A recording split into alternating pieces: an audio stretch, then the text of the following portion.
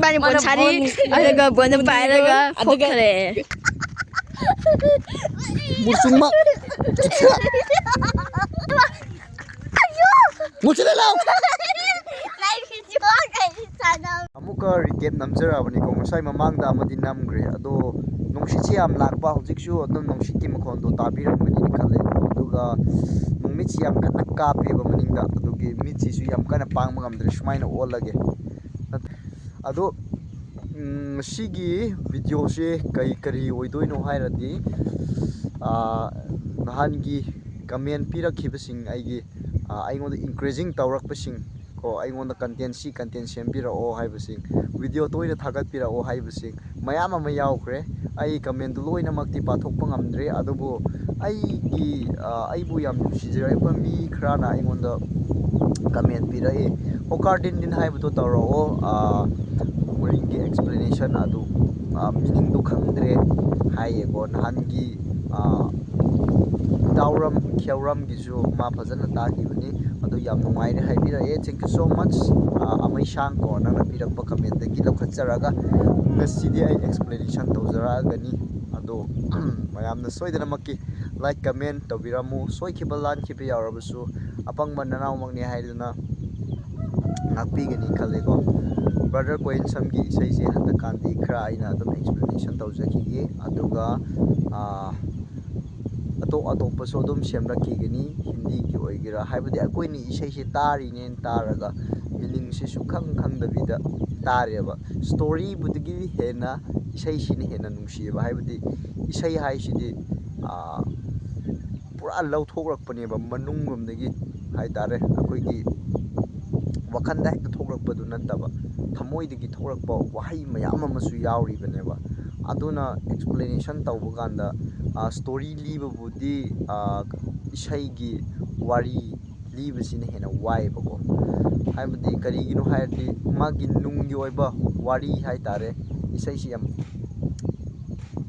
akoi match taga hairagana moi short form yam sizina bai tare ado short form sizina bse koina long form da puthora kanda yam wai ba aduna mayam yengminarasi soikhibilang khibyawsu ngakpiyo aduna honaba tawsi ai ngasai su tekra laujagrabani adu nungsasina marom ma mitsina marom ma hagatchabaga ko mayam ai yengasi adudi okay sini camera ulaga tandardi adi moidi go camera mamang chongthokbu yam waeba moi camera mamang la ek thangdakiba no camera di awhalani adi angang king kiri sekta chen bineba adune camera mamang da thangdokiba moidi natadi yadabani weather se ngasi de weather se tum khra hapjilake do explanation su ta phanga dawremni ne ko nungai raba lamna tamna leikraso akoi khunda khunkhra di dum urei hap tare asom da tuition leire go tuition se sini ai camera si yam kan sengdamni na tuition ure astuga somda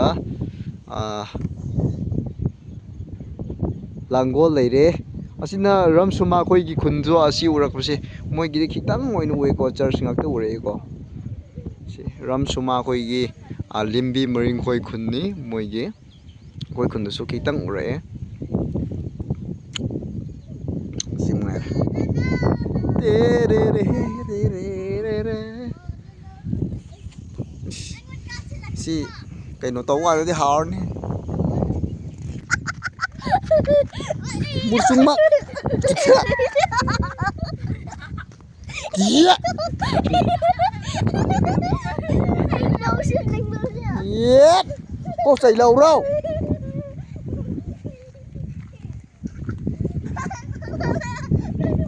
siam ngau bangang yaru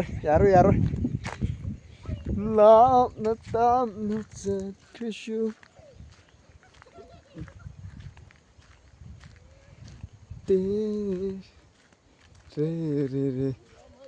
Ash, weather se jam sengre ne. Nang sanam kak tho loi re nang nyam pham da. Kai ta ke bro. Ai cho thia.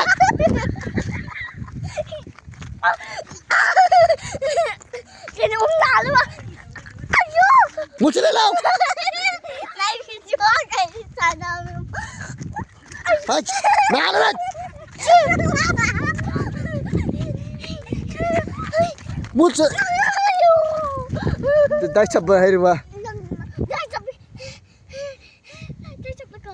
Dai ông lấy này. Sin yai gini ko. Ma di sai ai. Kan ka.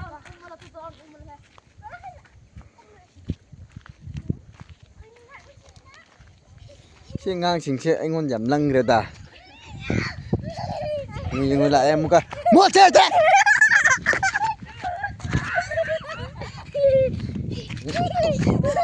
Này cái chán không. Xe ngang xe mà thông ra rồi đâu đi. Hay xe gì lâu đâu bây giờ đấy. Xe lâu đâu bây giờ đấy. Xin hát tới dây rồi kìa.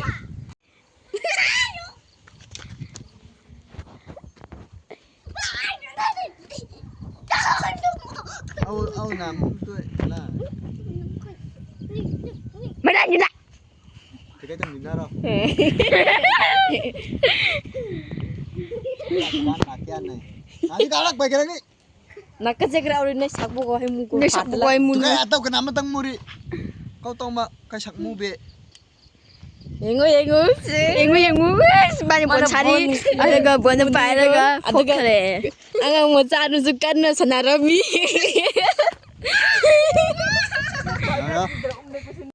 Uy, kan hay na. Hay ro. Bisita mang ni. Bisita hay raw. Hay ay tapay na. Tôi cái rán này thôi lại. Nâng cái quạt cỡ đơ mi ăn máu gỡ cúm nên liền đi và hãy lắc lô ai gì đắc tự và hãy lỡ nó. Kìa, weather gì làm xinh ấy, yên mà ta kéo nó ngay bra, nông ta bắt lùi bắt ngay đi bên này co. Nó xí cái blog xí đi.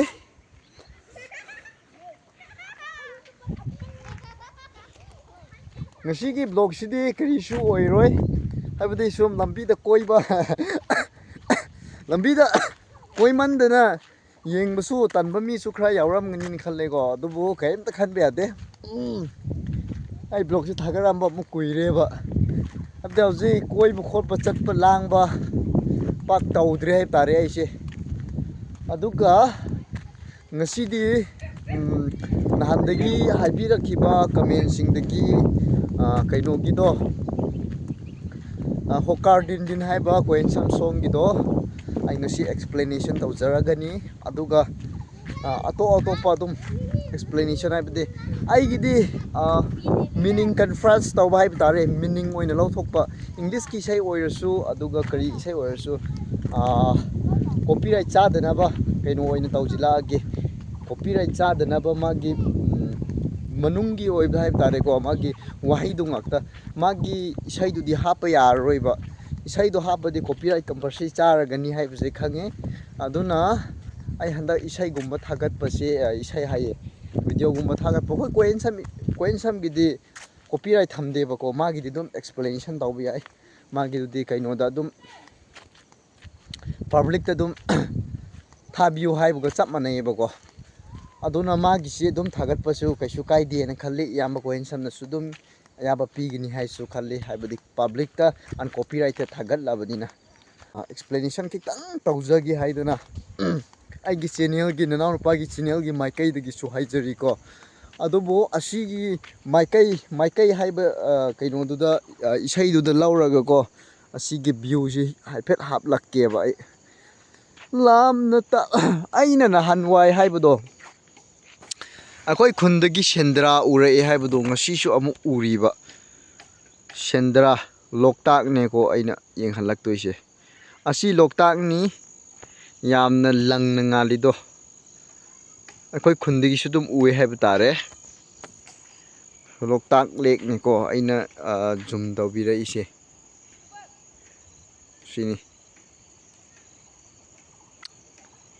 aduga kakching na sim khada leire ko weather si yam nungai ba hai tare yam phajaba yam senge do video nam bi ngai su kana su leite adu wari sa ngai su kana am su leite ba ko do na so so mathai di sukrak rang hang le kaim kan be ade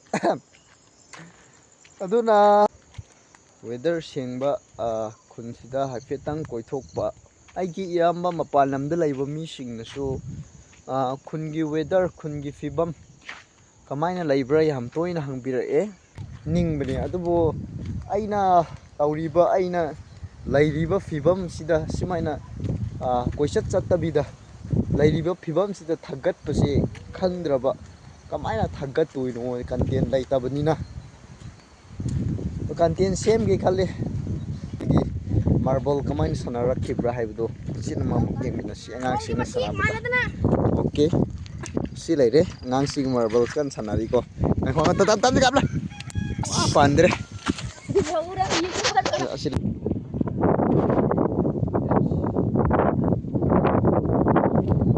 torsa taule no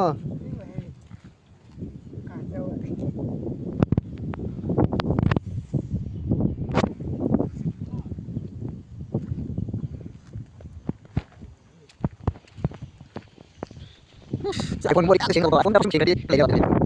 Sampai ke